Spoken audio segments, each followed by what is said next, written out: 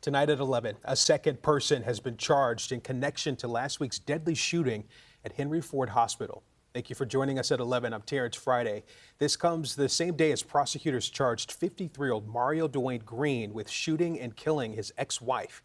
CBS News Detroit's Heath Kalb joins us now live following this investigation. Heath, a lot of people have a lot of questions about this case. What do we know about the second person who's now in custody? They sure do, Terrence. It came as a surprise this afternoon to learn that police now have a second person in custody related to that shooting this past Friday. That person, 54-year-old Anthony Barnett, who is accused of helping out Mario Green get away from the scene. Mario Green, the man accused of shooting and killing his ex-wife at Henry Ford Hospital on Friday, has been charged with first-degree premeditated murder.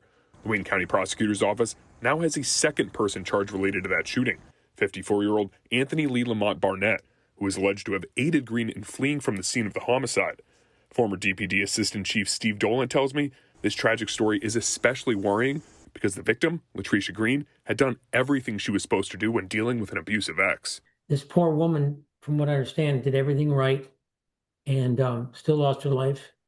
And it's senseless. And this individual needs to be prosecuted to the fullest extent and put away permanently because he has a record. Detroit police say that Mario Green had gone to the victim's office located in the basement of the hospital and fired his handgun from short range, fatally wounding Latricia. But there's still unanswered questions as to how he was able to enter the basement, especially with a gun. My biggest concern about this one is how he get in the hospital. Because I know the people in charge of security there, and I know they have their own police force, and they have metal detectors. Now, Green and Barnett's next court hearing is set for Thursday, September 4th. Reporting here outside of Henry Ford Hospital, Heath Kalb, CBS News Detroit. All right, thanks, Heath. Such an incredibly sad situation, one that we're going to keep following and digging for those answers. Domestic violence advocacy groups say Green's murder serves as just another example of how violence against women can lead to tragedy. Earlier tonight, we spoke with the founder of the group, On the Wings of Angels. She says one of the biggest issues that victims face is not getting enough support from the justice system.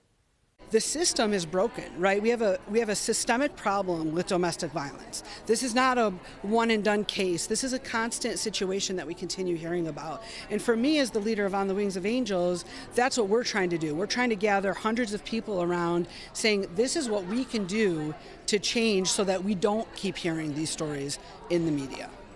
If you or someone you know is in an abusive relationship, there is help available to you. You can call the National Domestic Violence Hotline at 1-800-799-SAFE or go to thehotline.org.